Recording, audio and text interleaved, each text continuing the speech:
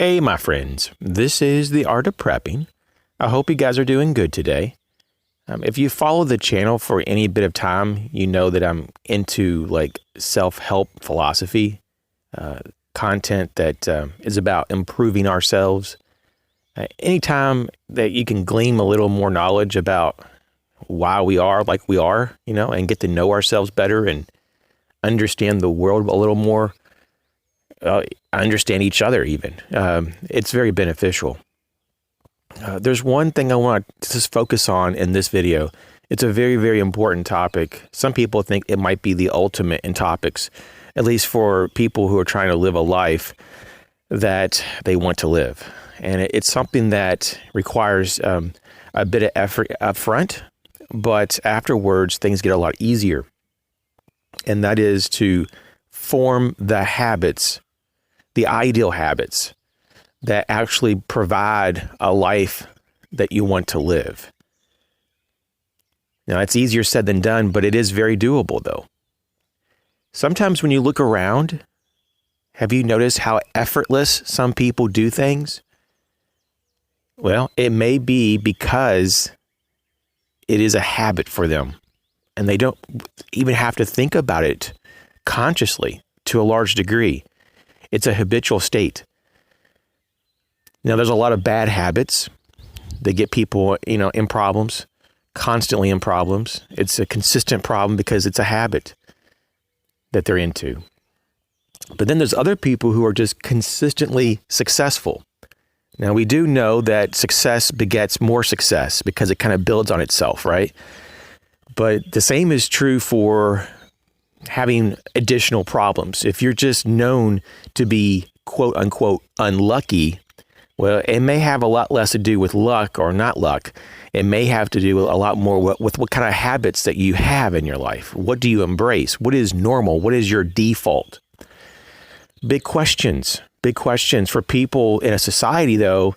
And I would dare to say that a lot of modern day society doesn't want to think about this. They don't want to stop and ponder. They don't really want to understand why they are as they are. A lot of people want to blame other people, blame the government, blame something. But really, to a vast, large degree, at least in my opinion, we have control over a lot of what we do. Now, there are a lot of philosophies out there that preach, and I say preach because that's what it is. They don't have complete evidence on this. It is strong speculation, in my opinion. There does seem to be some indicators, obviously, that there are environmental influences in how we think and do. That's a given. You have to agree with that. There are influences. We can't be alive and in this world without influence. Influence from others, influence from the actual environment around. But to say that we have no ability to make a decision, that's a really hard thing, I think, and at least I believe, to actually prove. In fact, I don't think that these scientists that are saying that we have no free will, because they're saying that's all because of environmental influence, that we really don't make decisions, that we're all just byproducts of our environment. That just takes it too far. But it's like anything with science. They tend to say something, and then they revise it a month later, or a year later, or a decade later, or even a century later, and they go, whoops, we got it wrong. See, science, it's always evolving because it's typically never correct. I'm not saying there is no use for science. Of course there is. There's all kinds of applications for science. But when science starts to get into the world that they can't observe and they can't use the scientific method, then it becomes more of a religion or a cult or even a philosophy at best.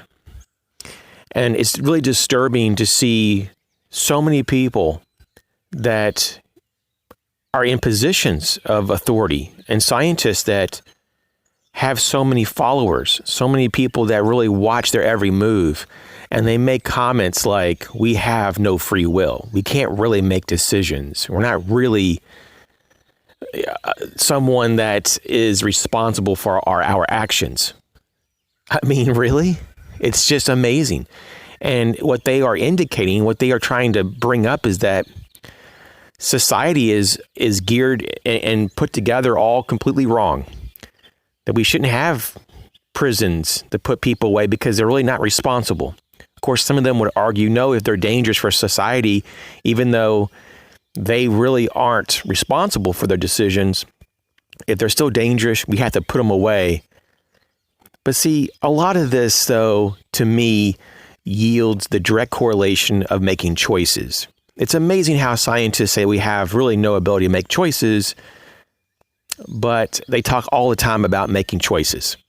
And so go figure. There's a lot of like circular reasoning, double talk, double speak going on in the scientific world. I've noticed that a lot more in the last 10 years. It just gets more and more. Of course, it's all about not having free will, not having a God, nothing. It's about we're meaningless. We're all just random chance. This is all just from chaos. All this order came from chaos. Really? Really? Anyways, I just wanted to kind of focus, though. Let's get back on topic. Well, I should get on topic. But about habits. Habits, though, are really just dynamite. If you're trying to set yourself up, especially if you're a young person, man, do what you can now to get in the best habits possible and reinforce them as much as possible. And it's going to set you up for success in ways that you can't imagine. Because success really is just builds on previous success, and you can really climb the ladder in a very short period of time. So success really does have a formula. And obviously, good habits is part of that. I mean, there's other things too. Persistence, being moral, being truthful. There's all this stuff that's involved. But when we look at habits, it's something that if we can get into a default of just doing what we need to do, then things are so much more effortless. And it's not just easier overall, but we are able to free up a lot of this mental energy to do other things instead of having to constantly concentrate so hard to do what we're doing. Just our baseline doing. So I encourage you to look at this. If there are some bad habits that you have, it's never too late to change them. And the best way you can change a habit is to replace the habit, right? You can replace it. And it takes a different amount of time for different people doing different things. So there is no one size fits all, even though you hear that all the time, right? Sometimes you hear if you do something every day for 30 days, there it is. It's all good. No, not really. I know people who do the 90-day program, and they still have not made it into a habit. It's getting close, but it's not there yet. For some people, it can take many months. But one day, it'll just click, and you're beyond the threshold, and now it's your new default. And you'll know it, too. You'll know it. Because you won't have to really think about it anymore. It just happens. You guys take care. Catch you later.